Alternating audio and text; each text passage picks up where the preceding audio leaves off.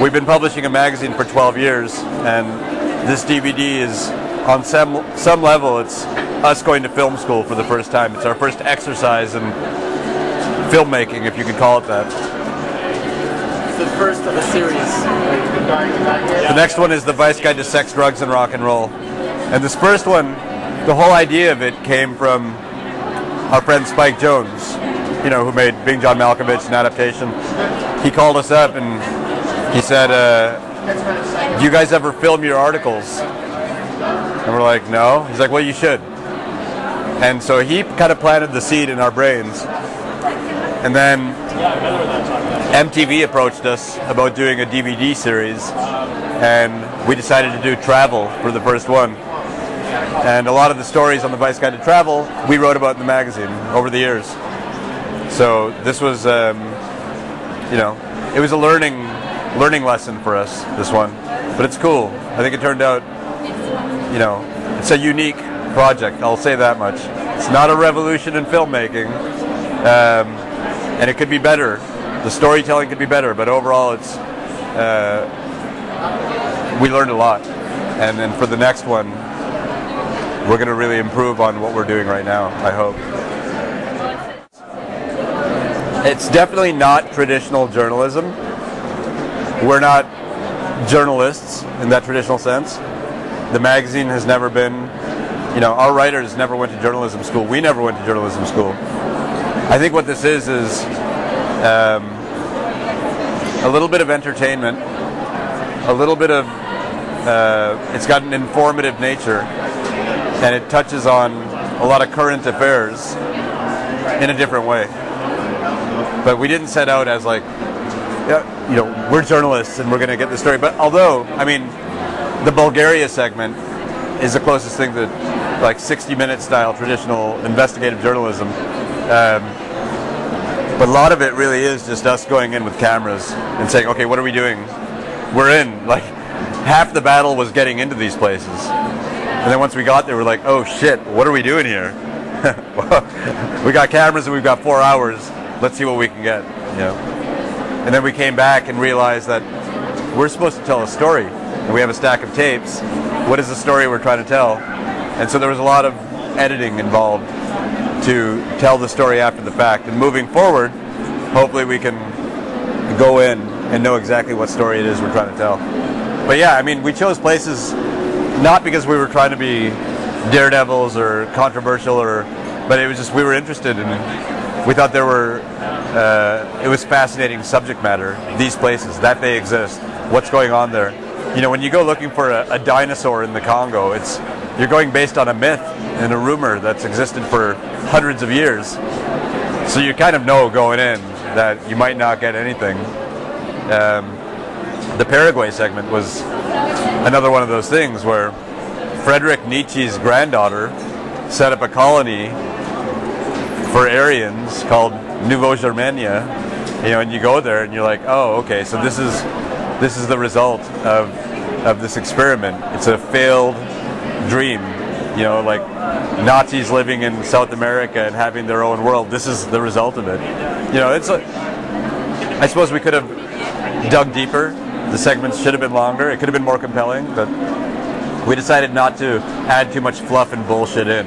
We were like, okay, well, it's going to be 7 minutes long, but 7 minutes that we like, so we'll leave it at 7 minutes. A lot of these things should have been 30 minutes or longer. So, the next one, Sex, Drugs, and Rock and Roll. The rock and roll segment that I'm doing is about a heavy metal band in Baghdad. The only Iraqi heavy metal band. They're called Across the Cauda, and it means Black Scorpion in Latin, and we wrote about them 3 years ago in the magazine, and we stayed in touch with them. Last summer, when we were in Beirut filming this segment that's on this DVD, we were supposed to go into Baghdad. We organized a concert for them in Baghdad at a hotel. But we weren't allowed to fly in. There were some car bombs that went off. The flights got canceled, and so we had to come home. A month ago, I went to Baghdad, and I just came back. We're in the red zone? We're in the red zone. It's really fucked up. It's the most terrifying place I've ever been to. And the band There's only 2 members left that are in Baghdad. The rest have gone to Syria. And they are desperate individuals. They carry around guns. They're basically suicidal. They haven't had electricity in 3 years. Their friends and families are dying. And they're just trying to survive. And so already we have 30 minutes of amazing content with these guys. And the 2 guys that we interviewed, they just got to Syria last week, and the band is getting back together. So we're going to go there and finish the piece on heavy metal in Baghdad with a happy ending, that they're back together. And that's an amazing story to me, because it's maybe, or a short film or something. You know, I don't know how long it's going to be right now. I'm not really worried about that. I just want it to be as strong as it possibly can be. But basically, it's you know, it's we got the story of the Iraqi people, and American media, CNN and Fox, aren't telling us how the Iraqi people are feeling. They're talking about the political situation, the fact that there's sectarian violence and everybody's killing everybody. But what's it like to be Iraqi in Baghdad right now? And that's the story we got. A lot of fascinating things that are happening around the world right now. And somebody's got to do it. So we're going to try anyway. Hopefully we can get some of these stories. There are some crazy shit going on around the world that no one's really talking about.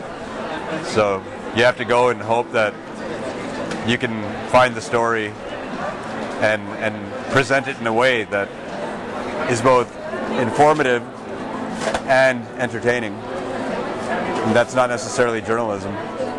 I don't know what that is, but hopefully it's fun to watch. Yeah. And another thing I want to say is that in America, the kids don't watch news. The average age of the person watching news in America is something like 62 years old. So how do you explain to the average American kid that there are interesting things happening all over the world? And the people at MTV kind of are looking for other people to do that. And so they came to us and they said, maybe you guys, with your kind of, because they said, what would you do in an ideal world? And we said we would do 60 Minutes meets Jackass, if that's possible to do.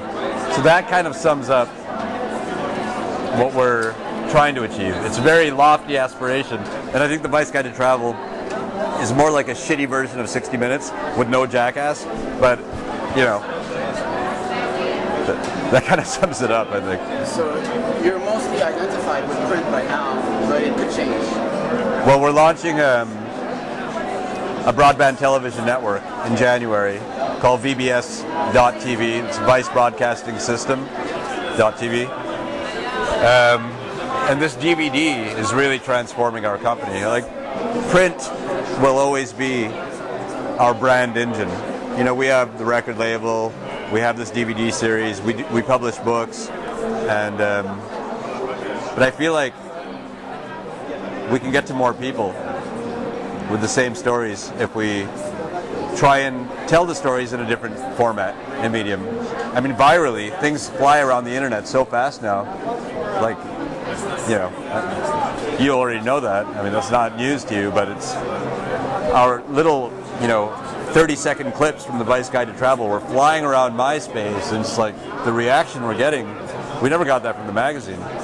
The magazine has always existed kind of below the radar in America, and we're happy with that because we don't want to change our content and become a mainstream company and put the Red Hot Chili Peppers on the cover so we can get to more. That's not us. If we start doing that, it's time to go home, pack it up, and call it a day.